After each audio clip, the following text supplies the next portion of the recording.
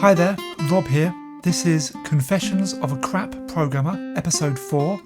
This is just a very short episode to cover something that I discussed with several Sam Coupé programmers at the recent RetCon 2024 in West London. I'm about to start putting together the videos about drawing graphics on the Sam Coupé, where it's really important to do all of your drawing to the screen before you start handling input from the user or applying any game logic. If you have animated sprites or graphics that are constantly changed by your game logic, then you need a quick way of deciding which graphics to draw, and you don't want to be calculating anything or running through code that makes decisions about what to draw in that part of the game loop. Now, in the past, I'd be doing something like this, loading A with the contents of an 8-bit variable or using a self-modified byte. Then I'd OR A to check if it's set to 0, before running through a sequence of decrement A jump zeros to check each possible number.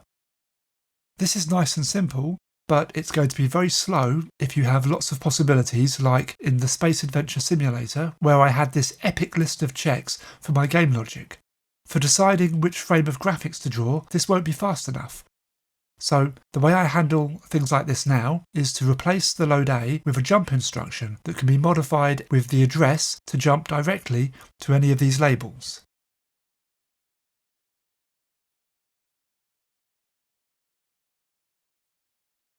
You can do something similar with call instructions. In Arkanoid 2, I don't use a single size for my sprites where possible. This bad guy needs 12 by 14 pixels for this frame, and only 8 by 8 for this one. So I make each frame as a compiled sprite that only draws what is needed, and I also clear it from the screen with a routine that's hard-coded for that size. So for clearing bad guy 1 from the screen, I have guy1.last, which is the XY location on screen, and guy1.cls, which is the call that can be modified with the address for the clear routine to use for each individual frame. So I don't need to work anything out at this point in the code, where every CPU tick needs to be spent doing the actual drawing. That's it for this mini episode. I hope it was helpful.